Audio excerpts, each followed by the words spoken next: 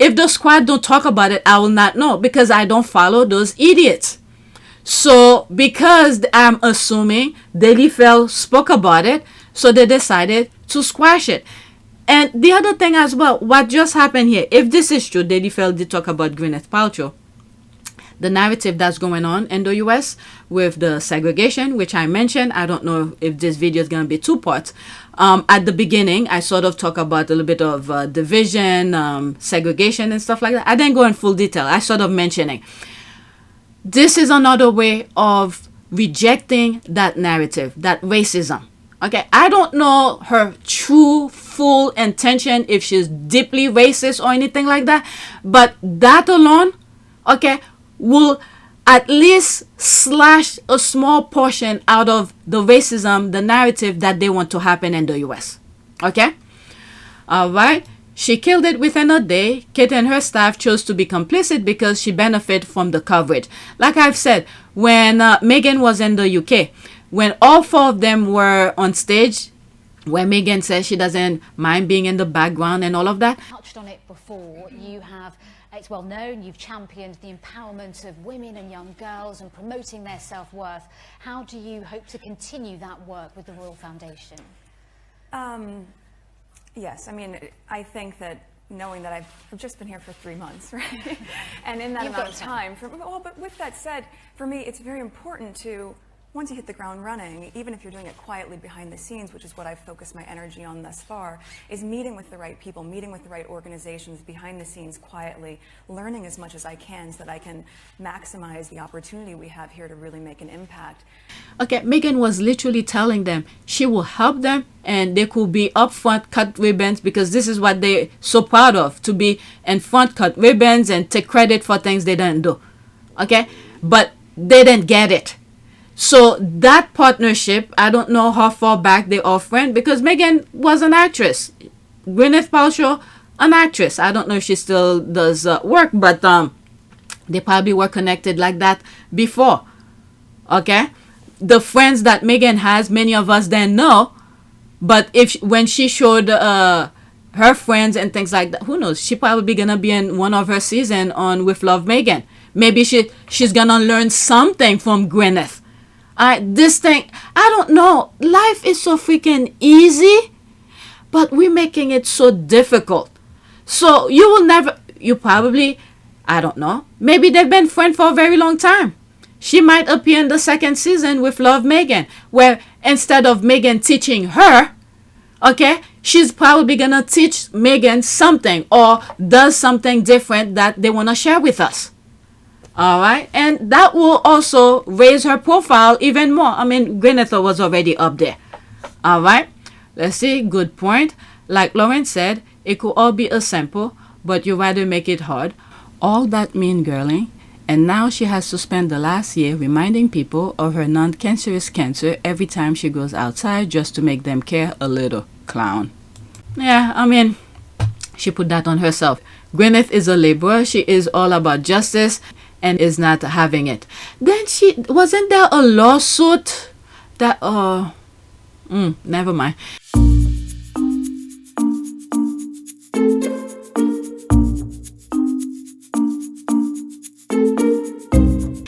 Exactly. See how easy it is to crush the lies instead of playing into them. That's right. Okay, it's going to be an interesting rest of the week. Okay, this is so on point. And that was the biggest mistake that family ever made. Huge, gigantic. They did with Princess Diana, and then this one.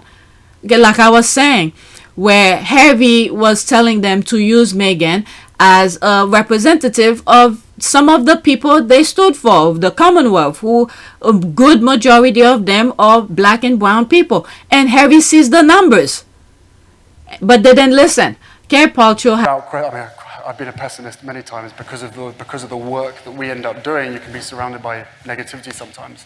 But as I said just now, the younger generation of the world has turned me into an optimist, because they are the best connected, the most passionate generation that I think that we've ever had. And what we need to do is be able to create a platform so that they can be heard, because they have the solutions to some of the world's biggest problems. I was actually going to ask you that because my sense would be that you've seen a lot of things up close. So you've seen miracles and you've seen great sadness. I mean, you go to a famine. Most of us read about one. And so you can see some things that perhaps none of us could really understand the scale or the breadth of the devastation up close. And you're saying that young people are the ones that keep you motivated to do this work. Why do you think young people are often so underestimated by society? Why do you think that 6-year-old voice or that 10-year-old voice or that 15-year-old voice is not treated the same way as that 60-year-old voice? Because that's the way it's always been, you know, before social media, before internet, before the way that everybody was connected in a positive way. It was always presumed, this is my take on it, which may be very wrong, but I think the presumption was always the longer you spend on this planet, the more experience and the more knowledge that you have. Fine, I think we all agree that the longer you're around for, the more experience you have. But what kind of a world are we going to end up being part of if we don't listen to the younger generation who have all the solutions, they're better connected than ever before, and because of the connectivity, they have the opportunity and the ability to be able to fix problems in a quarter of the amount of time that anybody else of previous generations was able to do over a 10, 15, 20-year period. Has integrity, or could they really be friends and just wanting to shut the rumors down? Okay, either that, at least it served the purpose. Why adding to it? This is the thing. I told you guys, I think it was on some videos that I did yesterday, where I said the UK needs to take a peek what's going on in the US. Okay? Trump is trying to create division and all of that. Learn how we could either continue the same narrative, or we're gonna show the rest of the world how we quash it, how we reject hate, because it's a very small group that has that mentality of Trump. Okay? But deep inside, they're gonna learn that racism doesn't work. So let's see how fast they're gonna learn. Okay? We either have the narrative or we don't. So people need to look. That's what they want. This is why they bring it to America. It was already there. It was going underground, you know, sneaking it in within our system to undermine, oh, they're not racist, this kind of thing. But now is in full blast. They want the rest of the world to copy the US. See how racist the US is? We need to be like that in a sort of way. Okay? So now we at the top for all eyes. Well, not the top, spotlight, because right now the US is crushing down. Okay, we have the spotlight to show how we could be as racist as possible, or how we could crush racist mentality. Now that Elon Musk has officially become the first person to ever lose $200 billion from their net worth in the shortest amount of time ever in history, I want to see us do this to the rest of the billionaires. Who's next? Who's next? Go. Like, who's next? I'm so dead ass. His net worth went from almost 400 billion to exactly 137 billion. From almost 400 billion in December to exactly 137 billion today. So who's next? Who's next on the chopping block? There's a couple of people that should have never been or become billionaires to begin with. So who's next? Who's fucking next? This is how we get the oligarchy to listen by force. Do you understand? Because they're not going to listen to us just for the sake of listening to us. They don't give a fuck about us, okay? It's either one of them. We cannot have both. So the rest of the world is going to look at us and how the US determine the future. That's how we're gonna move forward. And there's did I put it by itself, or did I include it in one of the videos where I said the future lies in the hand of young white people? Okay, because it's their father, their great grandparents who started that mentality, and current generation are saying we're not blaming you for what your great grandparents did, but how we move forward from this point on, you are responsible for it. Because as you can see in the US, African Americans said, we're not playing this game with you. Okay? We voted the right way. 92% and 82% vote the right way to keep integrity, respect, rule of law, all of this, empathy, and all of that. But many of you felt like, no, you trust a felon to move you forward. I want to know how it is you voted for Donald Trump when you're so into facts, because his entire campaign is not based in facts. It was all based in propaganda and emotion. I voted for Donald Trump for one reason only. His policies, if implemented, would slow the dispossession of whites in the United States. If you were to deport all illegal immigrants, if you were to think very hard about letting in any Muslims, all of this would slow the rate at which whites are becoming a minority. Why are you so worried about the white dispossession of America? Because I want my people to survive. Is that so strange? We don't control China. We don't control any place where whites are not a majority. And if we become a minority, we will not control our own destiny anymore. I grew up in this country as a minority, as the children of immigrants. I was their first child born in America. And while I didn't have much possession or didn't much control, I really enjoyed myself. You say that you wouldn't want me in this country? At some point, when my ancestors built this nation, they did not build it with the intention of giving it away to Mexicans or Chinese or Haitians or to anyone else. Do you consider, you keep saying your ancestors built this country, you consider that a fact? Who else built it? Black people, Native Americans, Chinese people who came and built the railroads. Do you think none of that could have been Italian people? But they're Europeans, aren't they? Oh, yeah, it's the economy, stupid. So we said we're not going to be part of that. He's instigating. He's following the blueprint of the UK, trying to create riot. Okay? And the summer of 2024, the way they stir the racists, and I think it was a test drive, okay, how they could implement it in the US.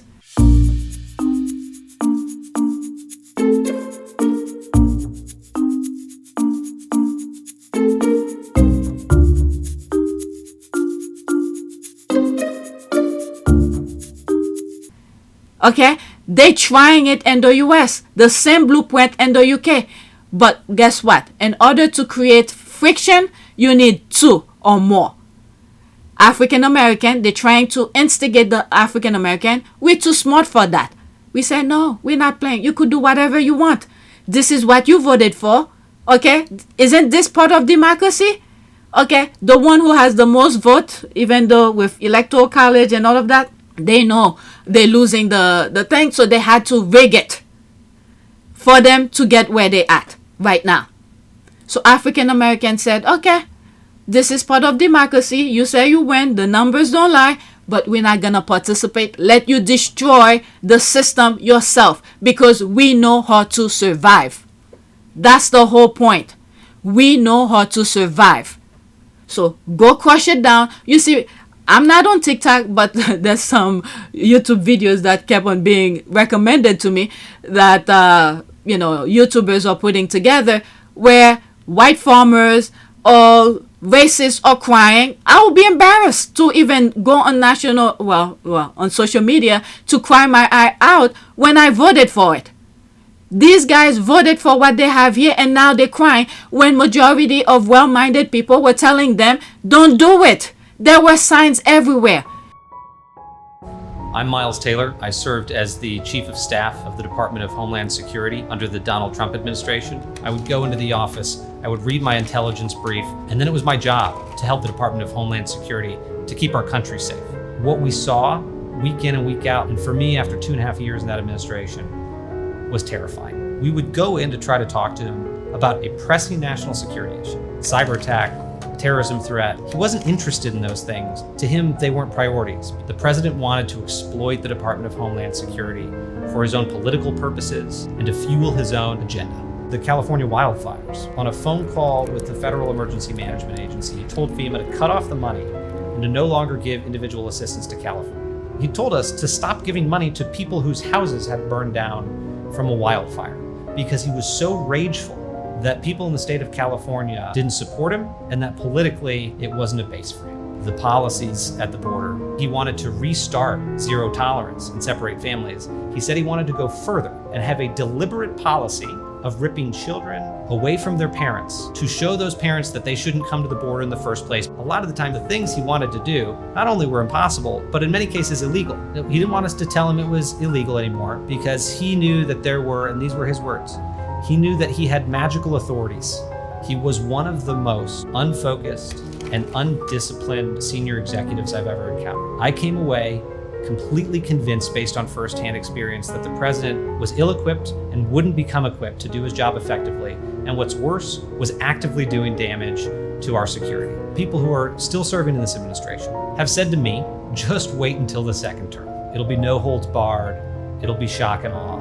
We'll do what we want. Given what I've experienced in the administration, I have to support Joe Biden for president. And even though I'm not a Democrat, even though I disagree on key issues, I'm confident that Joe Biden will protect the country. And I'm confident he won't make the same mistakes as this president. We have to win this election, most important election ever. We want a landslide that's too big to rig. If you want to save America, get your friends, get your family, get everyone you know, and vote. Vote early. Vote absentee, vote on election day. I don't care how, but you have to get out and vote. And again, Christians, get out and vote just this time. You won't have to do it anymore. 4 more years, you know what? It'll be fixed, it'll be fine. You won't have to vote anymore, my beautiful Christians. I love you, Christians. I'm a Christian. I love you. Get out. You gotta get out and vote. In 4 years, you don't have to vote again. We'll have it fixed so good you're not going to have to vote. And big pop to Mark Cuban. Big pop to Mark Cuban. Because he was, as a white man, he was warning all other business people. And I've shared some of his videos with you guys. In my career, I've learned a lot about business, including how tariffs work. Now let me just ask you a question. You all know anybody who doesn't know how tariffs work? All right, I'll give you a hint. That other guy. Now he has this crazy notion that putting a tariff of 60% on every single product imported from China is a good idea. Let me just tell you. This man has so little understanding of tariffs, he thinks that China pays for them. This is the same guy who also thought that Mexico would pay for the wall. So there's no Mexico. Did Mexico pay for that wall? Hell, no, you said it wrong. Hell no. That's what I'm talking about. You argue that Donald Trump's are particularly, I think you used the word insane. What did you mean by that? Yep. Well, first of all, strategic tariffs aren't bad. So if a company's trying to dump, or a country's trying to dump in the United States and we have a manufacturer there, tariff them, that's great. But across the board tariffs, 10 or 20% is just inflationary. It's a tax on the American consumer. But to make matters even worse, and what's truly insane, when you threaten a legendary company like John Deere with a 200% tariff if they move, but only a 10 or 20% tariff on China, what you're doing is you're making it easy for the Chinese competitors to take business away from John Deere. That is the definition of insane. And big pop to Mark Cuban. Okay? Big pop to Mark Cuban. Because he was, as a white man, he was warning all other business people. And I've shared some of his videos with you guys. But no. So, while the spotlight is on America, and there's some stuff Europe is doing to Africa, I'm looking, okay? I'm looking, but I haven't shared them yet.